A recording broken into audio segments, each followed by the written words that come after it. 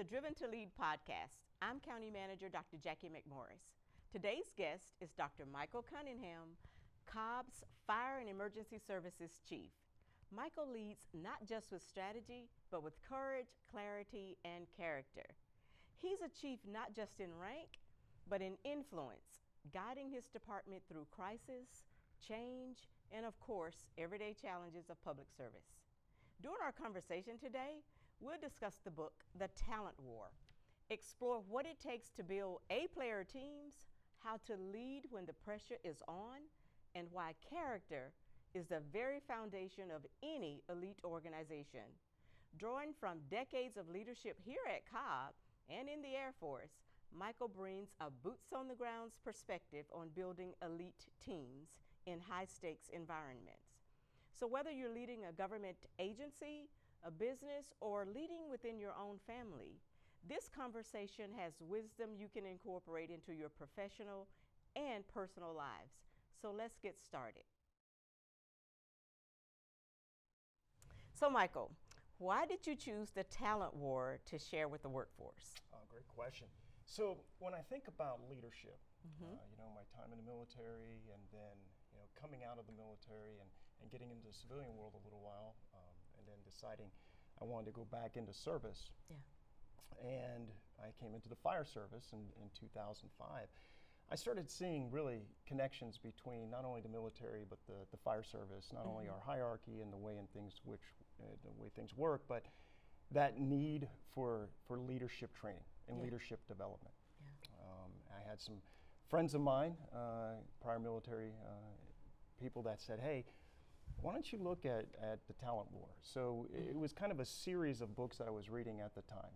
Extreme Ownership was one of the books that I read, and then right after that I wanted to read another book that was along those lines. Yeah. Extreme Ownership by Jocko Willink, and then The Talent War by Mike Sorrell and George Randall. I said, hey, this is the next logical choice. But the principles that are in that book are so important, I believe, when it comes to what to look for in leaders in your organization. So often we look at just the two-dimension, the resume, and we don't go deeper into the actual character of the individual that is going to be part of your team. Yeah. So I think it's very important when not only in the hiring side, which is what the book focuses on, but also on the promotional side. Yes. Who's going to be part of your team in the future? Love that. So it leads me to the question, the authors do talk about hiring for character over credentials. What does that look like in the fire service when you're looking to hire? So we have so many different types of people that we hire. And it's very important to think that in so many hiring practices, it's about putting butts in seats. Yep. Right? We're a lot of people, a lot in the public side of the industry. In the private sector, you can be a little more competitive than in the public sector. But it still doesn't stop the fact that you need to look at those intangibles that are outside of just the paper that's on the resume. The minimum qualifications, I want to say that, looking beyond that. And we even make judgments about that when we're looking at it on paper. We do, right? All the time. You don't see that character. Right. You all of a sudden look at a piece of paper and think, oh, this is going to be an A player. I'm going to bring this person on, it's going to be great. And then you get into the interview, and unfortunately, a lot of times the interview doesn't necessarily reveal those character attributes you want, the adaptability, the integrity, the mental resiliency that you need for your team. Yeah. Not only that, but it challenges us as leaders to be able to define that for our organization. What do we want for our organization? And of course, that's going to come down from you and go through all of the department heads and agency heads. But we have to be aligned with what your vision is for the county also, and obviously the Board of Commissioners' vision. But it's also about service to others, right? It is so much. We are true public servants, and when we have to hire people who have a servant heart, who understand what servant leadership is, and we'll talk a little bit more about that. But you started out talking about the elite traits of performance, right? And you named a few: drive, resiliency, adaptability, integrity, which are a lot of part of what we talk about in our core values, right? So then there's team ability, effective intelligence, curiosity, humility, and emotional strength. So here's the question. Yes. There are 9 traits Yes. that are identified. So which one of those traits most clearly, I guess, resonates with you as part of your recruitment and retention of your top performers? All of them. All of them. I knew you were going to say that. All of them. Yeah, it's hard to pick one, right? It really is, because you want to look at the person holistically. Right? If you choose one over the other, and it's so situational in many instances, I would say first and foremost has to be integrity. I think that's the foundation of so many character traits. Right. If you can't trust an individual to do the right thing when no one else is looking, if they don't have that internal self-awareness to know the difference, ethically, morally, right and wrong for your organization, then everything else tends to crumble around that. So if I had to pick one out of all of those, I would say integrity is one of my top pillars of what I want in an individual joining our organization. I appreciate that, because as I said before, a while back when we did our employee satisfaction survey, and we asked our employees to identify the what they felt were key core values, integrity was number one. So I appreciate that. Let's talk about A-player teams. What's an A-player team? So when you look at, once an individual hits those minimum skills, right? We always have this idea of what an A player is going to be. Yep. Everybody has that view of who the top athlete's going to be, the top performers. But when you look at a team, a lot of times when you look at the A player is that individual that may have that minimum skill level, right? Skill is important, and I never want to disregard the value of the skills that are necessary to do our jobs, whatever our jobs are throughout the county. But once a person is meeting those minimum qualifications, and we're always afraid to talk about minimum qualifications, but it's a real conversation, because wherever you set the bar in your organization, you have to give people a clear path to be able to reach that. And then how do you professionally develop those skills? But an A player is going to be a person that's really going to be that individual that encompasses not only the skill sets that you need, right? But also all of those character traits that you just mentioned in some form or fashion that is going to positively move your team in the direction that the leader wants to move in. Because A players hire A players. That's what they do. We look for that, right? Yeah, they do. And so that's so important within the organization, and it's something that you just can't take for granted. Right.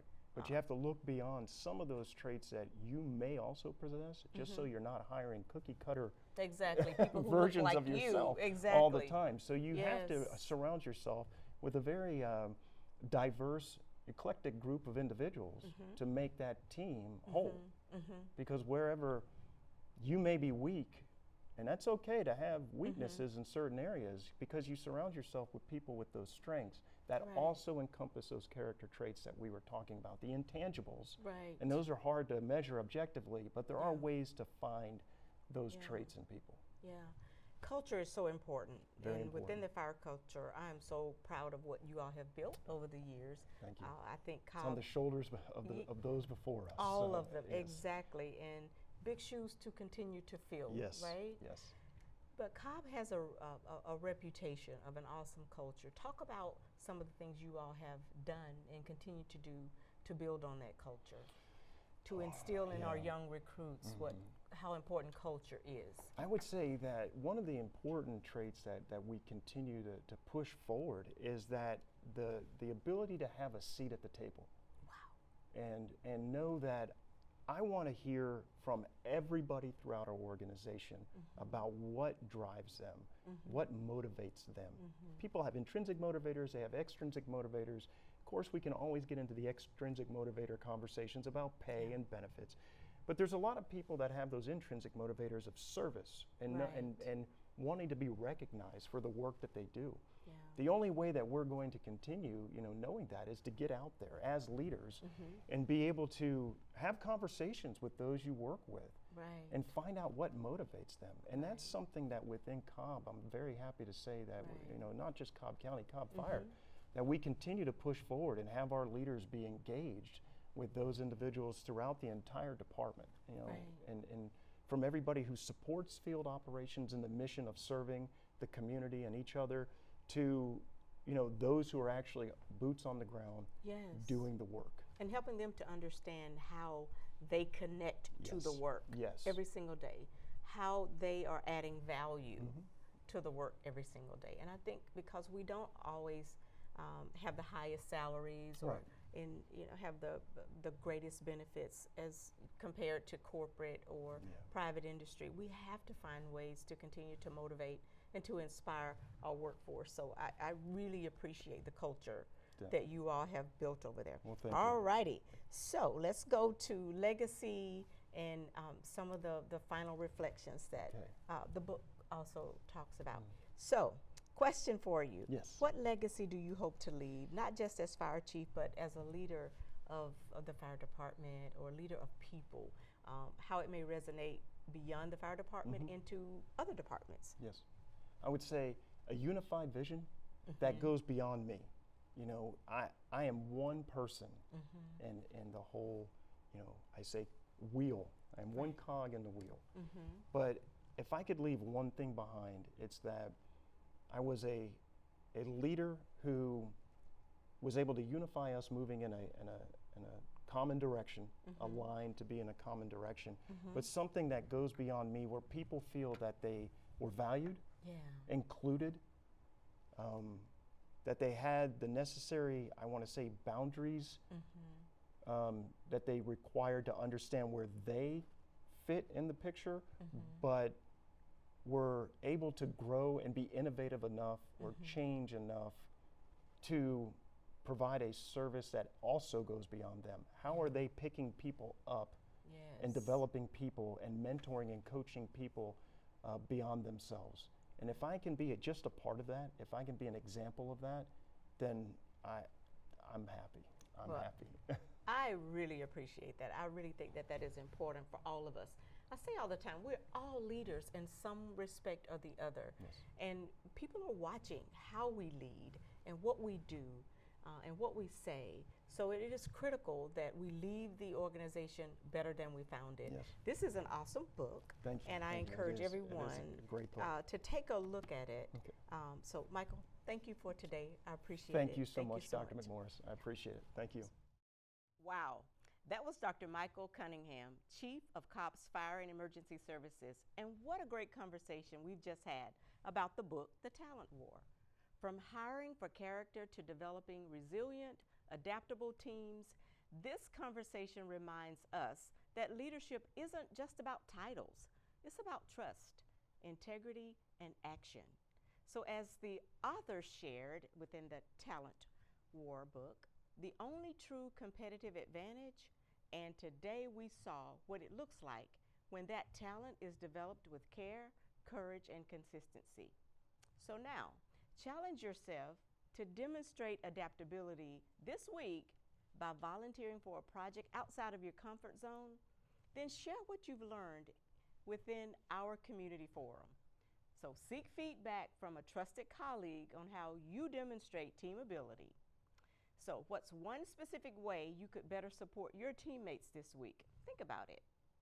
Finally, take one concept from today's episode and teach it to someone else on your team. Let us know how that conversation went by sharing it in comments or emailing newsandevents@cobbcounty.org. And guess what? We'll select one individual who comments to receive a copy of The Talent War. My guest for the June episode of Driven to Lead is Judy Jones, Director of Cobb's Water System. We'll discuss the Water System's leadership training program. So until then, be sure to subscribe, please leave a review, and share this with a leader or coworker who inspires you. Thanks for tuning in today. And remember to lead with compassion and courage.